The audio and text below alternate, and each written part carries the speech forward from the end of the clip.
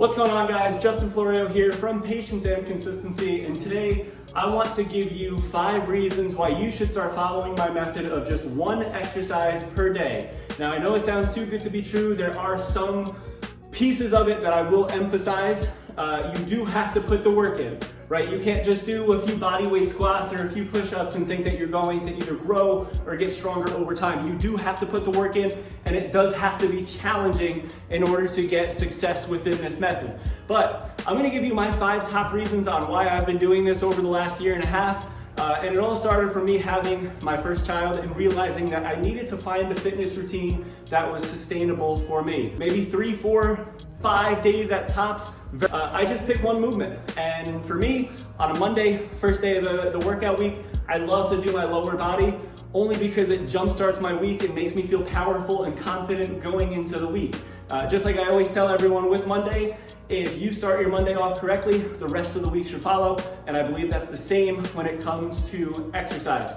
So my number one reason, my first reason I should say, why you should start following this method is because you're going to get maximum growth out of it. Meaning, these are big compound movements that you're picking. You're not doing chest flies, you're not doing leg extensions. I want you to pick the big compound movements. We'll start with a barbell as an example. You'll do barbell bench press, barbell squats, deadlifts, bent over rows. So if you have a barbell or dumbbells at home, you're already ahead of the game and you can get started today. These movements are going to work more than one muscle group within. So for instance, if you start the week with squats, you're not just working your quadriceps, you're getting your hamstrings, your quads, your glutes, your calves, your core, and then depending on what you're using in order to do the squats, you're also going to get some more muscle recruitment via that movement. And same thing with the bench press. You're gonna get your shoulders, your triceps, your chest, so you're hitting more muscle groups rather than just isolating one muscle group. And if you think about it, the bigger compound movements mean more fibers, so this way you'll get more growth or more strength over time. Number 2 reason on why you should start doing this approach, I mentioned this before, before I had my first kid, I was doing CrossFit, which was a lot of volume and my body wouldn't recover and I would just always feel like crap, and I didn't want to feel tired trying to parent my kids. I want to be able to run around freely without being sore. So I went to the drawing board and I created this game plan of just doing one movement a day. And for the last 6 years, I felt incredible.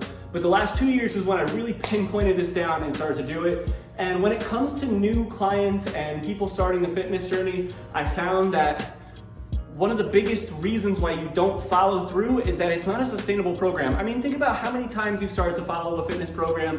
Maybe you go back to what you were doing in college or high school or what a buddy's doing, and they've been exercising for a long time, and then you wake up the next day and you're incredibly sore and you aren't able to make it to the gym the next day.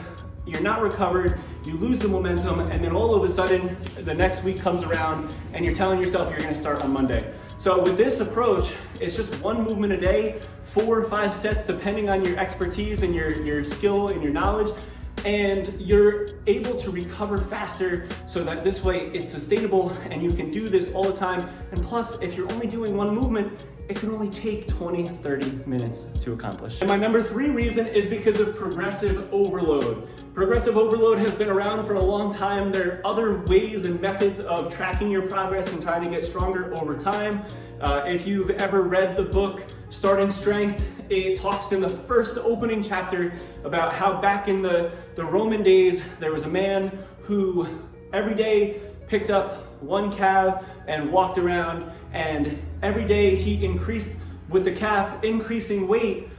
By growing, he slowly put that calf on his shoulder and walked it over and over, and over time he got stronger. And it's the same thing when it comes to strength training. And with just one movement, it's so much easier to track the movement and how to progress over time.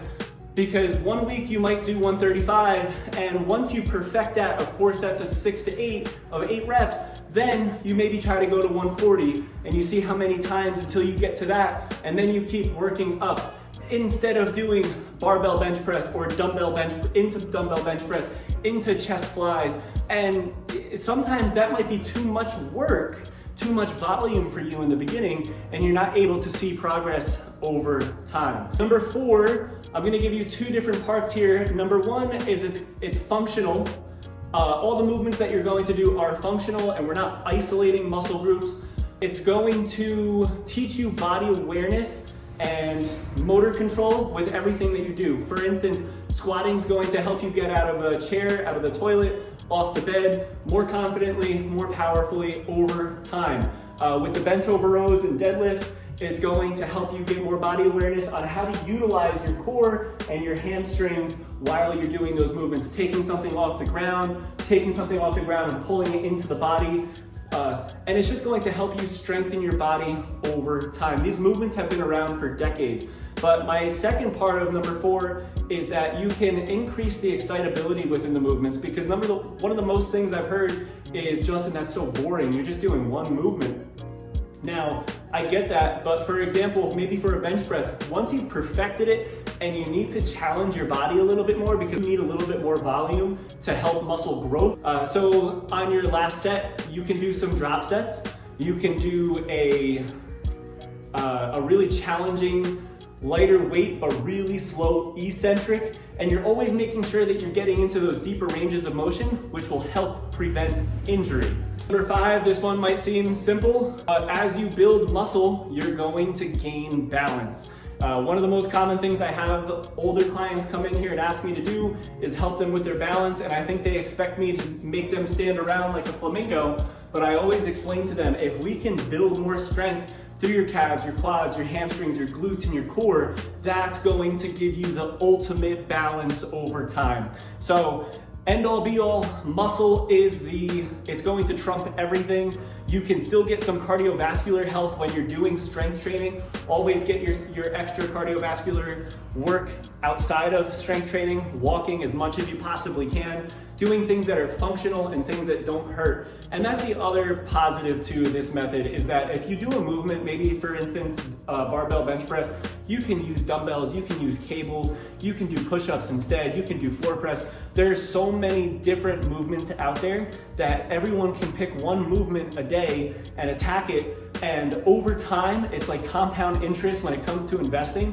Over time, you're going to see greater results. Your body's going to thank you.